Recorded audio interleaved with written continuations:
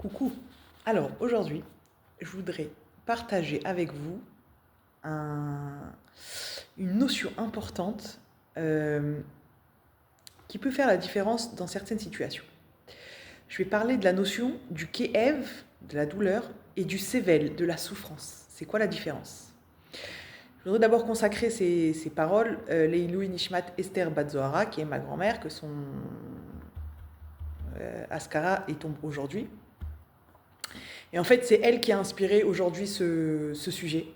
Parce que quand j'ai pensé à elle ce matin, je me suis dit, qu'est-ce que ça m'apprend? Quand je vois elle, quand je l'imagine, en fait, quand je pense à elle, quand je revis certains souvenirs, qu'est-ce que je revis? Et la première des choses qui me vient, quand je parle d'elle ou quand je pense à elle, c'est son sourire. Voilà. C'est son côté joyeux, en fait, son côté positif, dans le sens où, comme si tout allait très bien, qu'il n'y avait pas de problème dans la vie, alors que c'est une femme qui a souffert, c'est une femme qui a été veuve très jeune, qui a dû gérer une grande partie de sa vie seule, sans compter les problèmes à côté, quoi. Je me dis, mais en fait, c'est fou de pouvoir marquer, j'étais jeune, hein, de pouvoir marquer des petits-enfants, donc une troisième génération, par ce côté-là, alors que finalement, la vie, quand on réfléchit aujourd'hui, avec mon âge, je réfléchis que la vie n'était pas si simple que ça. C'était quoi sa force? Comment elle arrivait à faire ça, en fait? Et, euh, et en fait, sa capacité à dépasser l'événement, le côté sombre de l'épreuve, lui donner ce sourire, lui donner cette énergie, cette envie de vivre, cette envie de profiter ou de donner. C'est quelqu'un qui donnait énormément, qui était d'une générosité sans pareil.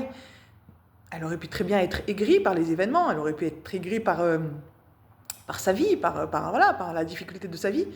Et ben non, elle était toujours là pour l'autre, elle est toujours en train de donner à l'autre, de s'occuper de l'autre. Même très tard, elle s'occupait elle-même d'une personne âgée pour ne pas qu'elle dorme seule. Enfin, c'est quelqu'un qui donnait sans compter. Et avec ça, moi je la vois, je l'imagine dans son salon, elle était en train de danser, quoi. Donc c'est une image juste extraordinaire. Mais cette force, je pense qu'elle l'a eue parce qu'elle a réussi à se concentrer ou à concentrer son regard ou son regard sur la vie, sur les choses positives. Voilà. Elle s'est dit, on va pas se laisser abattre par un événement, on va pas se laisser abattre par un Isaïon. Il faut avancer, il faut rebondir. Donc elle cherchait toujours le côté positif de la chose. Ok, c'est pas forcément bien, mais c'est ok, voilà. Et elle continuait comme ça et elle regardait les choses de manière positive. Quelque chose qui est marquant pour moi, c'est à chaque fois qu'on venait lui rendre visite en Israël, donc c'était une Israélienne, elle habitait en Israël, elle avait toujours un mot du genre les Français ils sont bien éduqués, les enfants français ils sont polis, vous êtes bien éduqués, des trucs comme ça. Sachant que donc mon père habitait en Israël, c'est un Israélien, il est venu en France à 20 ans, donc il a laissé sa mère. Et elle aurait très bien pu être amère de ça, de se dire ouais, il est parti en France, il m'a laissé en Israël, ou lui en vouloir, ou voilà. Non, même de cette situation où probablement pour une maman, c'est pas facile de laisser son fils partir en France, en Route-Laret, le seul fils en plus, le seul garçon, sachant qu'elle était veuve, etc. Même de ça, elle a pu tirer quelque chose de positif. Elle arrivait quand même malgré tout à garder une lucidité qui lui faisait voir ce positif et qui la faisait vivre en fait, qui la faisait rendre quelqu'un d'agréable. Voilà, on pouvait être à côté d'elle, c'était agréable. C'était pas quelqu'un d'aigri, c'était quelqu'un vraiment de. Tu t'allais chez elle, moi j'allais chez elle l'après-midi, quand j'étais au séminaire, des après-midi par semaine. On ressort, on était bien quoi. C'était quelqu'un qui remplissait. C'est pas si évident que ça, c'est pas parce qu'elle n'a pas une vie si simple que ça. Mais finalement, voilà, c'est cette capacité à savoir regarder l'événement de manière, c'est ok, c'est ce qu'il y a, on vit avec. Voilà, on va pas pleurer sur nous, on va pas pleurer pendant des heures, des années, Non, c'est ce qu'il y a et c'est ok. Et elle continue à vivre, elle dansait, elle chantait, elle aimait regarder des séries en espagnol alors qu'elle comprenait rien au début, mais elle se battait. C'est pas grave, je comprends rien, c'est pas grave, je regarde les images, ça va venir. Et voilà, et ça venait comme ça. Euh, Chaque chose, elle savait tirer le côté positif des événements. Voilà, on décide pas les événements, on les reçoit et toute la différence va faire de comment on les reçoit. Et sur ce, donc on va arriver sur la différence entre ce qu'est le Keev et le Sevel. C'est quoi la différence entre le Keev, qui est la douleur, et le Sevel, qui est la souffrance? Alors, il faut comprendre une chose, le Ke'ev, c'est ce qui nous est envoyé par Hachem. C'est-à-dire que c'est une douleur que l'on doit recevoir, pour une raison ou pour une autre. Est-ce que c'est une kapara? Est-ce que c'est un tikkun? Est-ce que c'est parce qu'on a le gilgoul? Peu importe, c'est pour nous faire évoluer, pour nous remettre dans le chemin. Peu importe la raison, le Ke'ev, on doit le recevoir d'après les calculs d'Hachem. D'accord? Donc ça, on ne choisit pas. C'est quelque chose que Hachem nous envoie, c'est des nisyonotes, c'est des situations, dures ou moins dures, peu importe, mais voilà, des choses sur lesquelles on n'a pas le choix. C'est Hachem qui nous les envoie. Ça, c'est le Ke'ev. Pour le Sevel qui est la souffrance, ça, c'est entre mes mains. C'est quoi le Sevel? C'est qu'est-ce que je vais faire de cette douleur? Jusqu'à combien je vais entretenir cette douleur? Jusqu'à combien je choisis de souffrir de la douleur que Hachem m'a envoyée? De la situation que Hachem m'a envoyée? Du nisayon que Hachem m'a envoyé? La douleur en soi, la situation en soi, j'ai pas la main dessus. D'accord? Les événements, ils nous arrivent sans qu'on choisisse.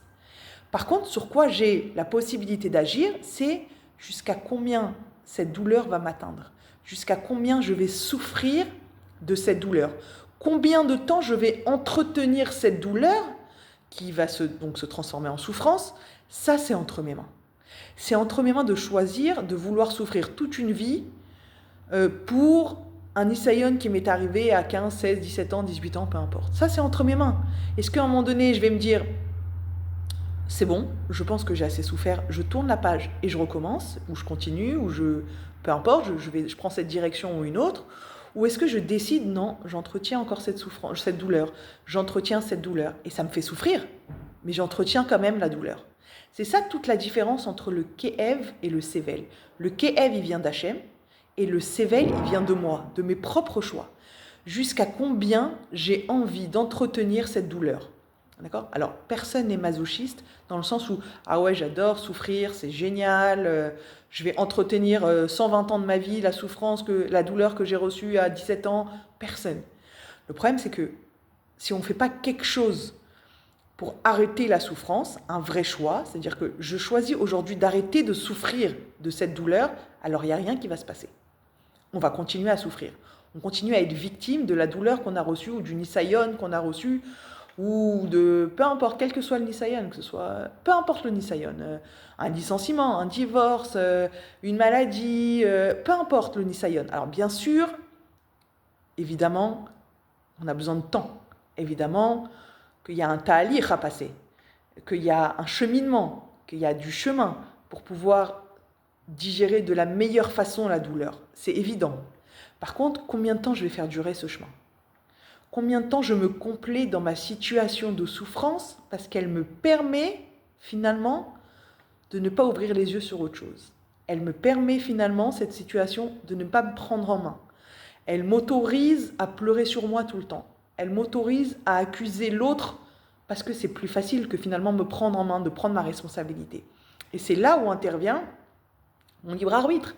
C'est là où intervient mon intervention, justement, ma capacité à choisir, est-ce que c'est bon, j'ai assez souffert de cette douleur, ça stoppe, ou est-ce que je décide de prolonger cette douleur? Ça, c'est entre nos mains.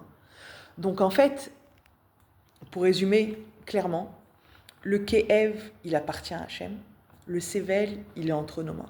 Est-ce qu'on décide d'entretenir cette douleur, ou est-ce que je décide que c'est bon, j'ai compris la leçon, je vais me prendre en main, je vais aller me faire aider, je vais aller parler, ou je vais aller parler à la personne qui de droit, et je vais arrêter de souffrir ou de remuer à l'intérieur de moi parce qu'elle m'a dit ça, alors je lui dis ça, et depuis, ça fait 10 ans que c'est comme ça, c'est en froid, et finalement je souffre de la séparation, ou je souffre de la dispute, peu importe. À un moment donné, on prend ses responsabilités, et on se dit stop, je veux passer à autre chose.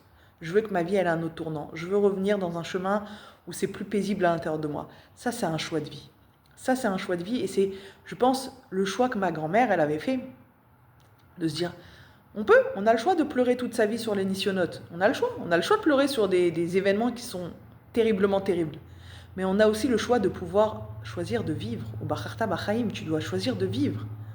Vivre, c'est vivre entièrement, en accord avec ma tête, mon cœur, mon corps, etc. Dire que, ok, c'était douloureux, c'est sûr, mais je pense que j'ai suffisamment payé de souffrance et je peux passer à autre chose. Ça, c'est un vrai choix. C'est un vrai choix qu'on doit faire consciemment pour pouvoir mettre en place des actions qui vont nous faire passer à autre chose. Et quand on arrive à ça, alors on arrive effectivement à voir les événements différemment.